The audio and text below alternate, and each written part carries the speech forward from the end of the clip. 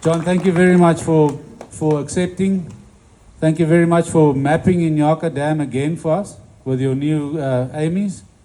I can tell you, as a chart user and a FishTec ambassador, it's chalk and cheese the difference. It's really the attention to detail to the new generation or new version of the charts is something out of this world. And you guys really, we all fish competitive. And yes, sometimes bank bashing works, but you guys will see. You can just check. Now that winter is coming and fish are moving deeper, you'll see who the boats are that will do better. It's just a fact. You cannot be competitive and accelerate and excel in your fishing career if you don't use the technology available. And once again, you don't have to have high-tech, top of the range. Entry level is fine. It'll change your world from what you know now. So I hope you guys all take a message home.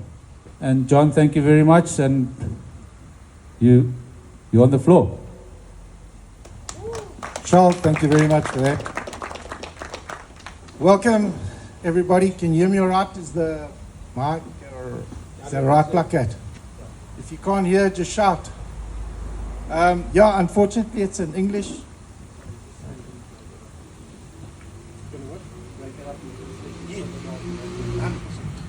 Yeah, thanks, Charles. We're going to break this up into two parts. It's going to be like a 2/3 of a talk and then a 1/3. And then it's open to questions and Alex can carry on, come see me personally, whatever, and we'll take it from there. I think my mic is drifting a bit away from my mouth. Just let me know if it's all right. Yeah, as I was saying, welcome everybody and thank you so much. It's awesome to see you guys. I've never done a talk out this far. It normally happens very close to home. Everybody comes to me. But Andre, Wittus, Wittus Angling, thank you so much for the invite.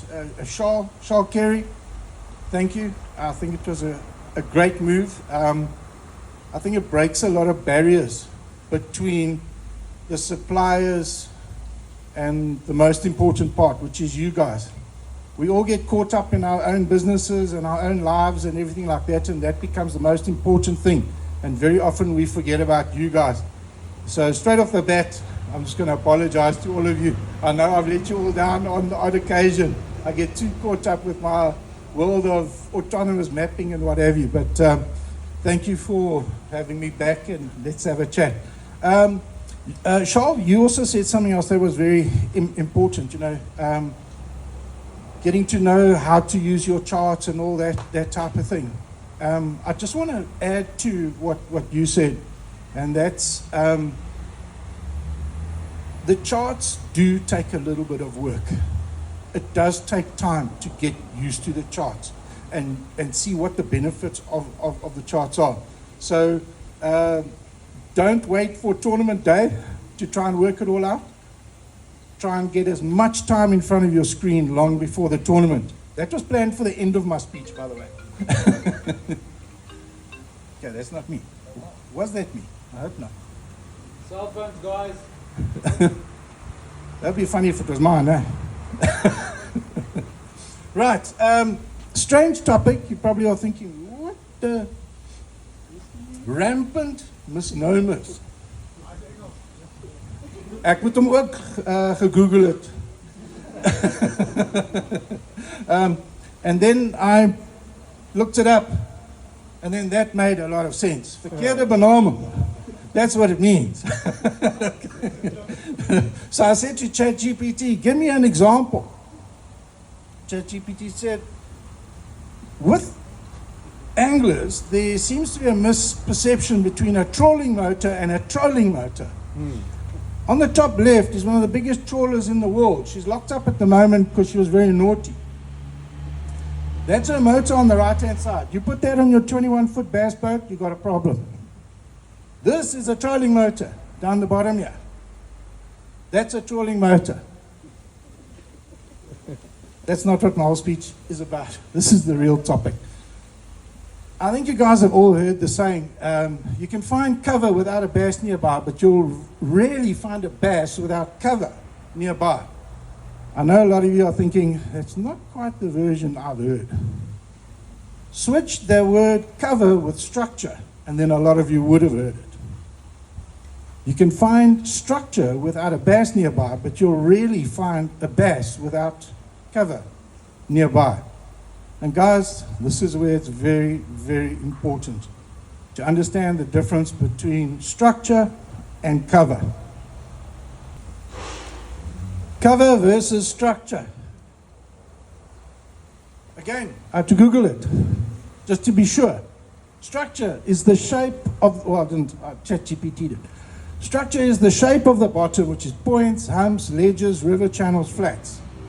Those are your primary structures that you'll find in any dam or lake or whatever. Cover is the object on the structure, such as brush piles, stumps, grass, rocks, man-made objects. Now guys, this is where FishTec breaks away from everybody else. 99.9% of the charts you'll find on this planet are structure charts. They talk about those things at the top there, not the things on the bottom. And there's a very good reason for it.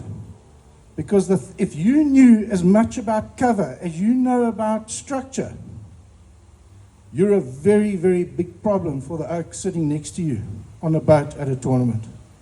A big problem. Because that is the secret. So how did we get this whole structure versus cover thing wrong? Is it our fault? Is it English? Is it Afrikaans? Is it what went wrong here? Lawrence didn't help us.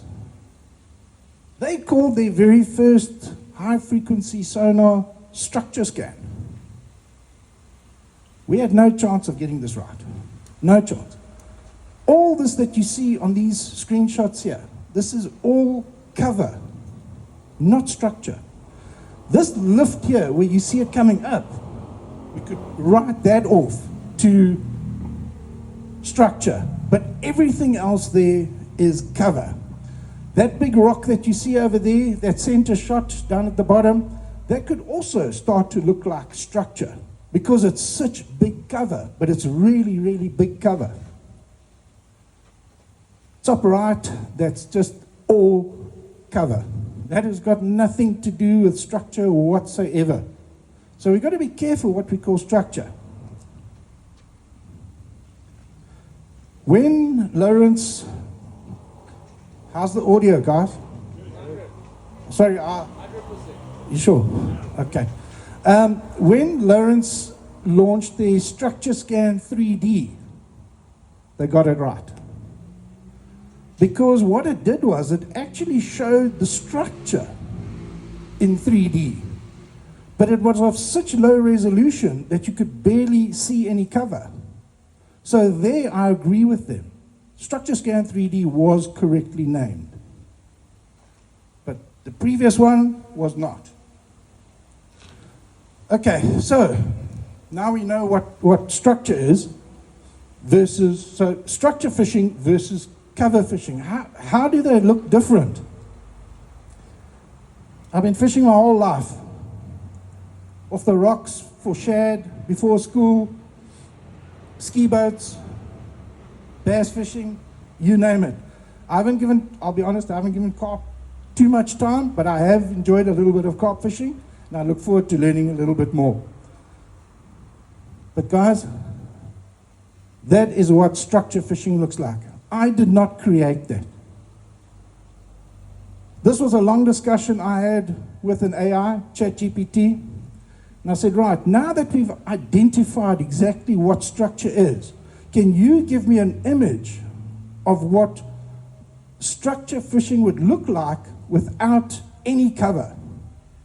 And that's what it came up with. So, if anybody says they go structure fishing, just be, Namibia then.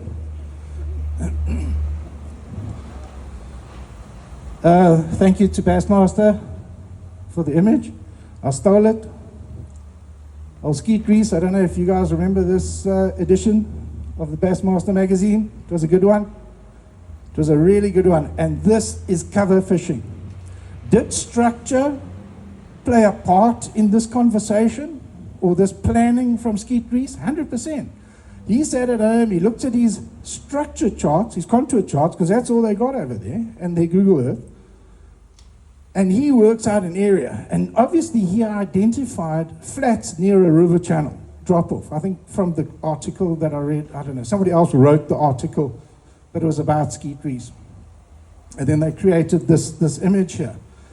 But from the cover that the structure that he'd identified, he then spotted this flooded timber, whatever you want to call it, and that became the hotspot on the structure. But he had to go there to find it. Imagine if Skeet Reese had a chart that would show him that on a lake he's never been to in his entire life. It's a bit of a bugger if the flood was last week. Okay, so what does a structure map look like?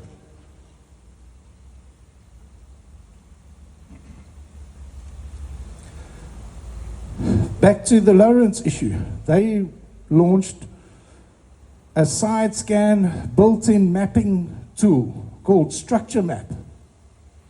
This was in 2012 when they released the HDS Generation 2.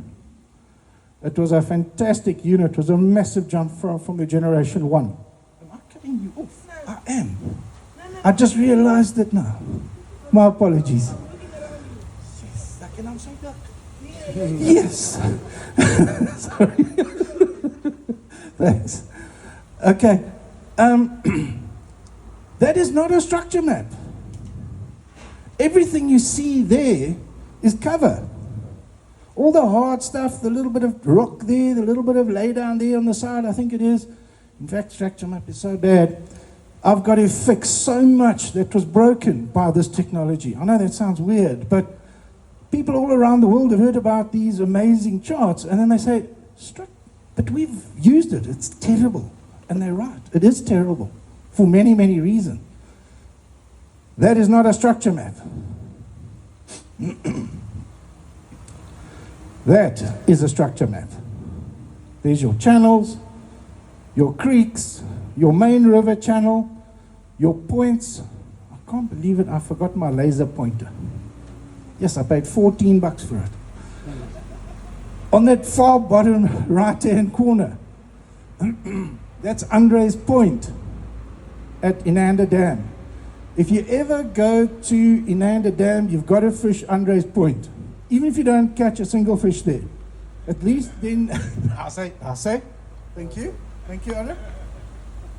That there, that's okay, thank you.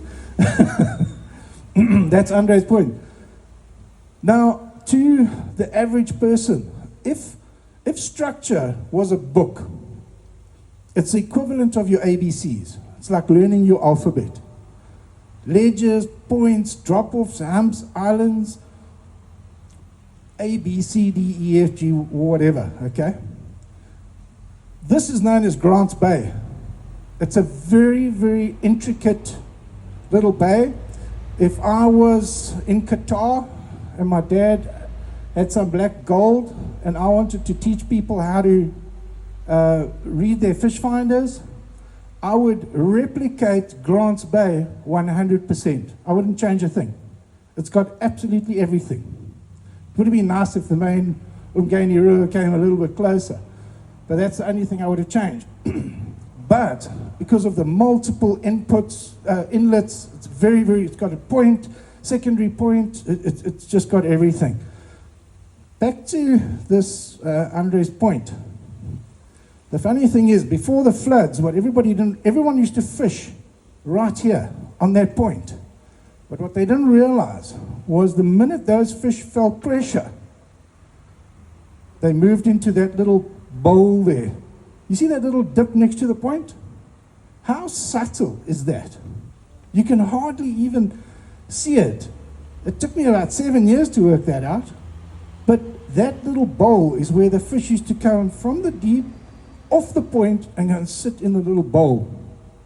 And there were two of us that had worked it out, Harry and myself. But we had two very different styles of catching the fish.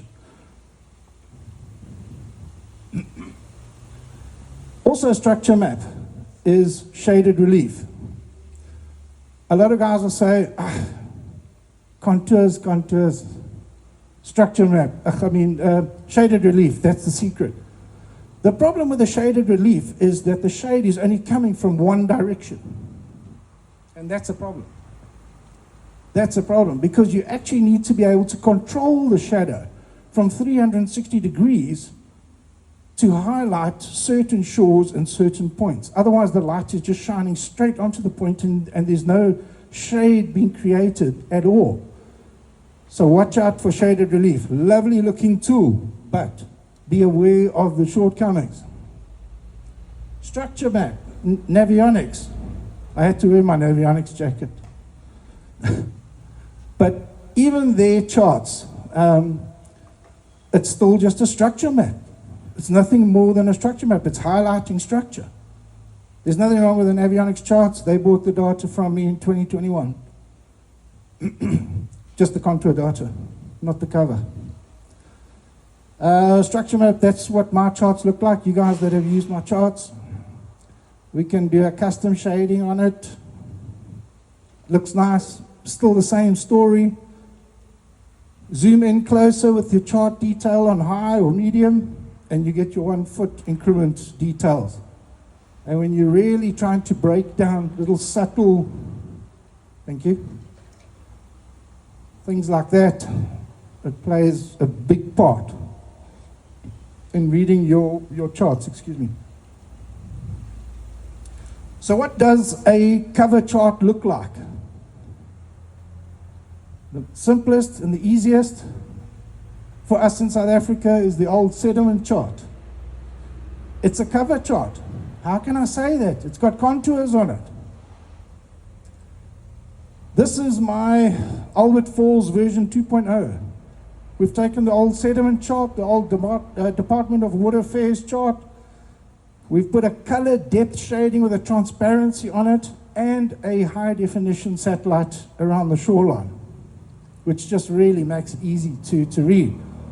But why do I say that it's got cover on it? Everything that you see there, those old buildings, the fields, the troughs, guys, when Albert Falls is at the right depth, you see that thing there?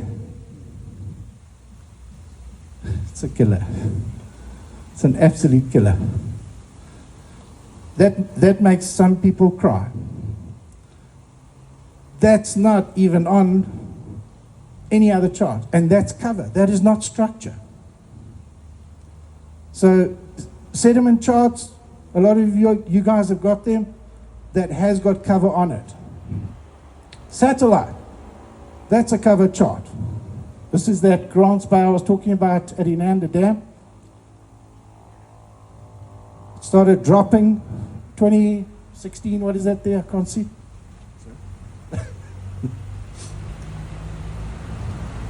Dropped some more.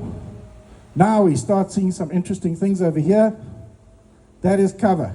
That is cover on structure. That becomes valuable information. Until quite recently, let me put you on to the next slide. That's the lowest it went in 2017 and revealed a lot of things that nobody should have ever seen. And a lot of old doons of fishing of Inanda sold their bass boats because the game was up. Everybody knew where those spots were now. But is that where it ends? Just because Google Earth ends there, is that where it ends? Is that where the honeymoon ends? The other problem with a satellite, of course, is poor accuracy. It flexes all over the place from 5 meters to 35 meters, sometimes even more. When you zoom in, the resolution is poor. And the most important thing is there's no depth data. Who fished the Vaal Dam? Teams. Anybody hit Fool's Island?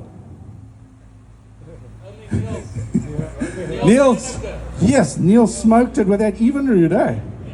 But that was a good excuse to get rid of the root, eh?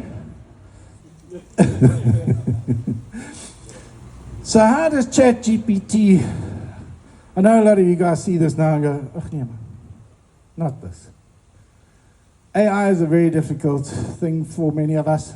It's going to play a part of our lives. If you think it's not going to creep into bass fishing, take my word, it's going to creep in.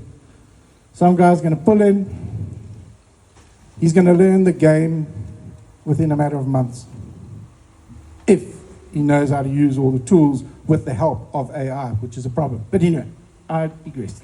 Let's move on to the next. I said to ChatGPT, I put in there, what is typically the ultimate tool to find and identify cover? And this was actually my second question, because my first question I'll show you after this. ChatGPT, because I pay them every month, they're very kind to me. But this is when I changed, I added the word typically to my prompt.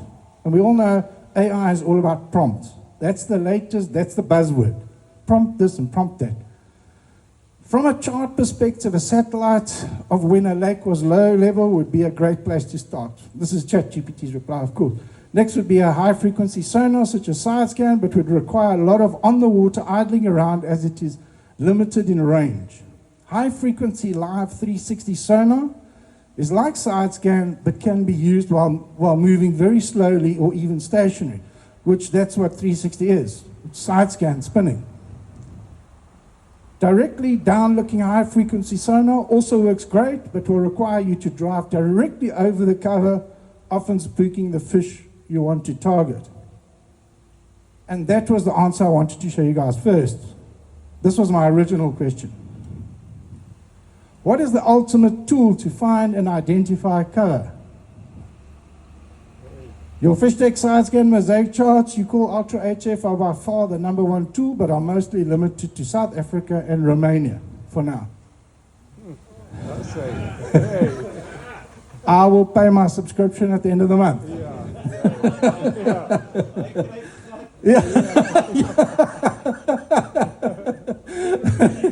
Imagine if I paid double. The guys in Romania at the moment are Adi Vasiu. He's a franchisee over there. He's been on the Danube. He sent me a video the other day of one of my Amy's. There's 4 over there. And you know where it was? On the Black Sea. Mapping the mouth going out from the Danube to the Black Sea. Okay, my next prompt to ChatGPT was, so from a chart perspective, all I need is a FishTec Ultra HF and I'm good to go. ChatGPT, while your FishTec Ultra HF charts are a very powerful tool for cover, nearly got cancelled. An angler equally depends on structure information, such as highly accurate contour chart overlay. That's a bloody good reply. Because even my Sidescan mosaics, without the structure detail on top of it, what depth are you targeting? How do you put a plan together without the structure? So it said, would you like a visual? I said, have a go. And that's what it created. Isn't that amazing? Wow. I then said, have you also got an Amy? No, cup joke. Anyway, that's basically the image I use very often. This is that Grants Bay at Inanda that I was talking about. And guys, as you saw earlier, you saw the points, you saw the inlets, you saw everything. But this is what makes the difference. That, excuse me, that low-level satellite, it came across there, and it exposed that little ledge there, and this big rock here, and then it was cut off here. None of this was visible. Obviously, because it was too deep. Can I go back to it quickly, just so you can get a mental of that? Yeah. There. That ledge and the rocks. But that's it. But there's so much more to it. That's where satellite, I wish it was more accurate and more higher definition, shakes the hand of Sidescan and says, take over. And that's where we have charts like that now. All our charts since 2024, you guys will know, is the game changer. Charles mentioned it earlier. If we started with rhodocopies, we went to Loskop, we went to these dams. The guys now look at my charts and they say, John, your charts now, it's like getting the true, unredacted Epstein list. Before, your charts, you're getting so excited, and then it goes black. There's sections missing because of the way the data was collected, especially when I was driving it out. It was, like the Americans say, it's pieces of bacon. But now we try and minimize the gaps as much as possible. This is actually not a good example because I've done some blending here. We don't do any blending on our charts anymore, zero. The minute you start blending, it's not truly what is down there. The computer's starting to say A plus B is giving you C.5. It's not true. Guys, I've got lots of videos out there. Pay close attention to the ones since 2024, February 2024. I think it was this one here, the rhodocopies one. That is my second part. So shall we take a break?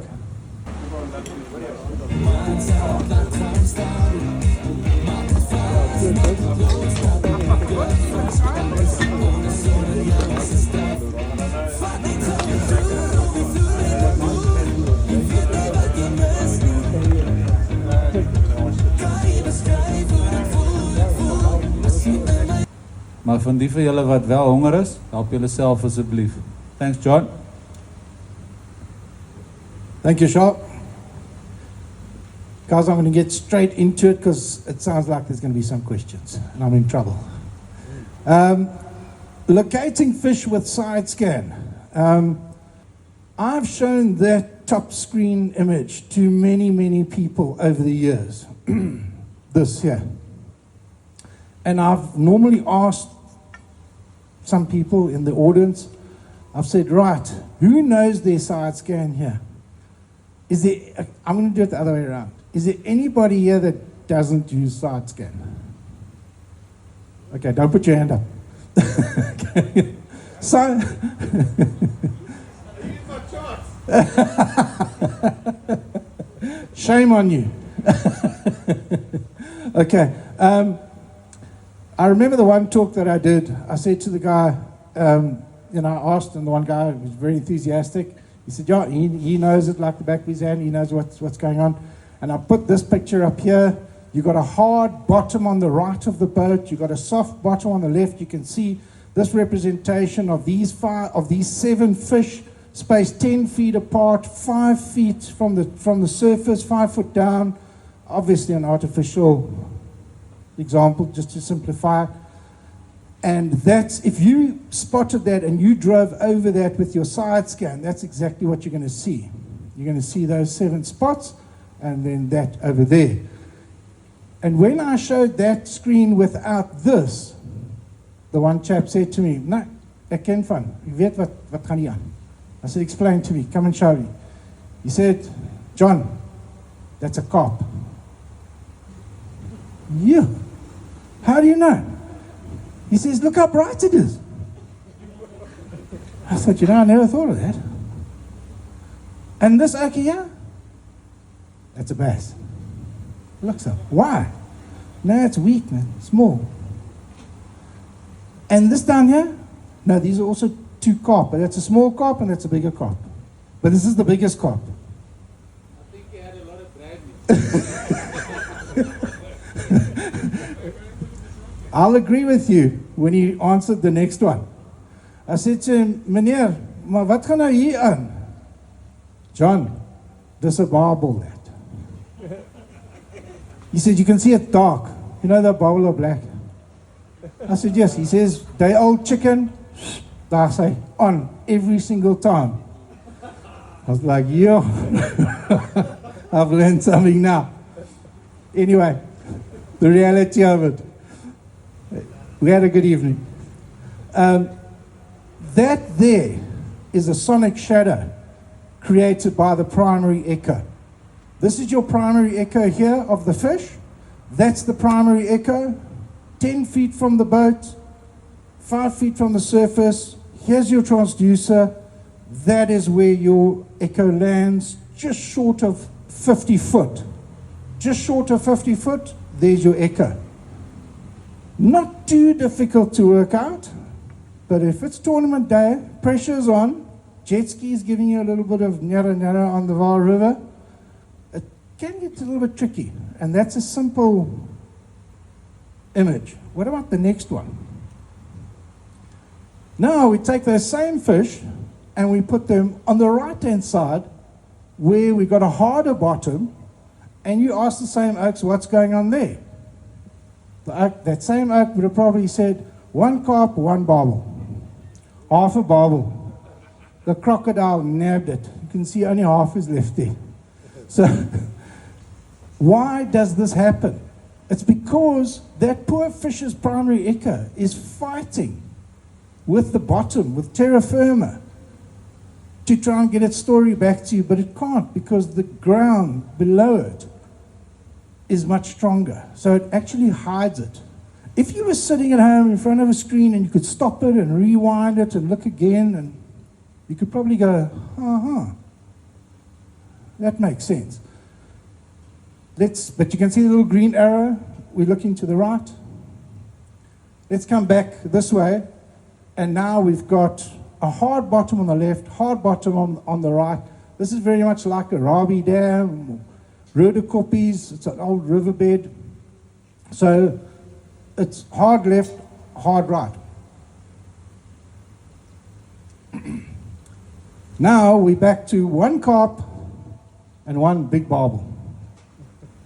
Those bass are gone, but they're there, but they're hidden by the bottom. You've got 4 fish in your live well. You've got 45 minutes left. You drive past a 2-kilo fish. You didn't even spot it. What if any one of these here, 1, 2, 3, 4, 5, 6, any one of those could have changed your bag and put you in top 3, and you never even saw them. Why? Because their echoes are right off the page here. You only saw that one, but what if that fish wasn't there? And there were only one of these fish here.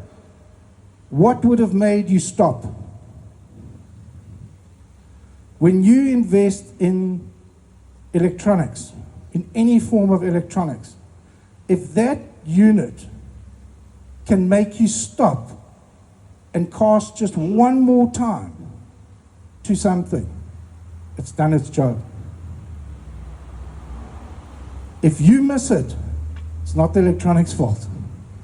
It's your fault. You missed it. But is it easy? It's not. That won't make me stop if the pressure's on and I'm panicking. But it's good to be aware of these type of things.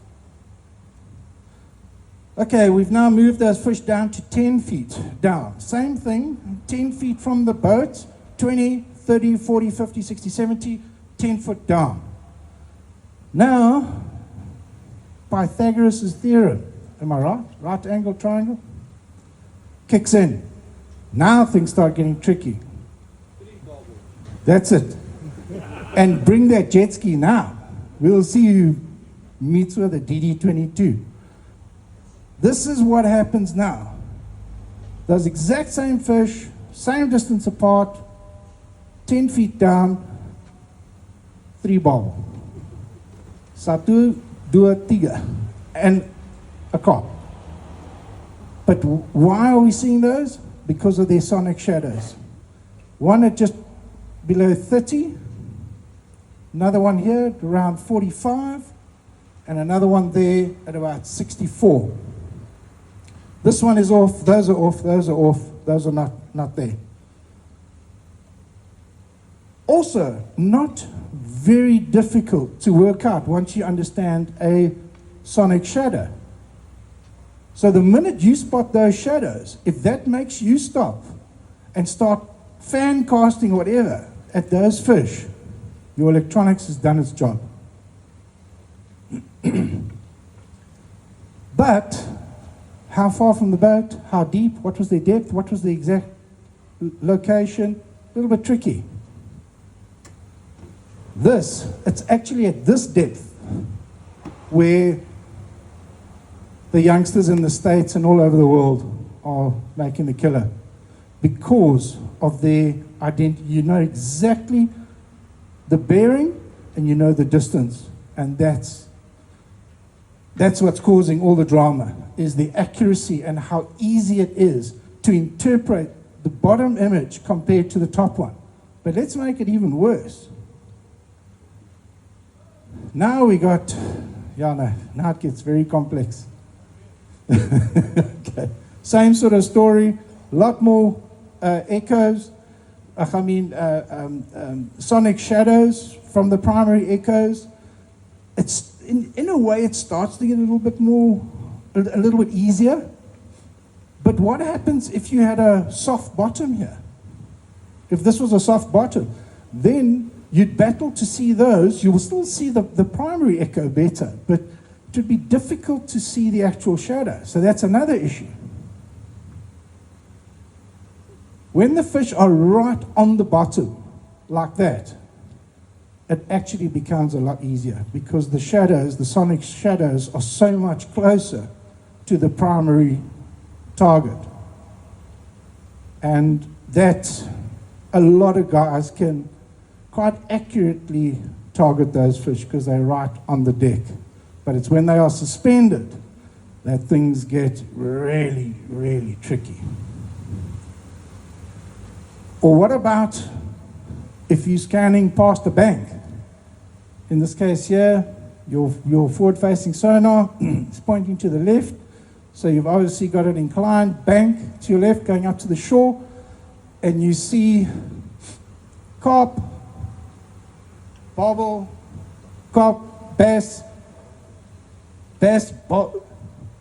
guys, it gets complicated.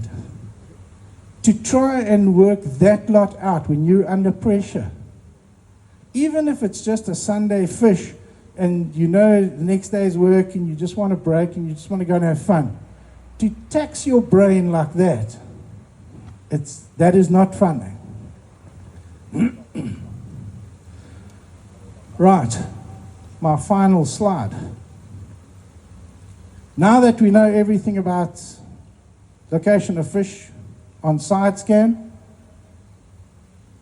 how would those 7 fish look on Sidescan? Anyone would like to take a guess before I reveal? You. Well done. See the green arrow? It's looking straight forward. You won't see a thing because it went straight underneath the boat. Guys, these young oaks, watch out. Can you repeat the question from, sorry, I didn't quite understand. Can you repeat it again from the beginning? You want to go from there? What was your question, Chair? My question was, how would those 7 fish look on Sidescan that you spotted on your forward-facing sonar? The trick was to pay close attention to the the green arrow. Is that it's... Guys, we are not born like them. They spot these type of things very, very quickly. They don't even have to think about it, and it's just boom, it's done. With us, yes, we got a 2 plus 2, minus 3. Yes, it becomes very, very, very complex.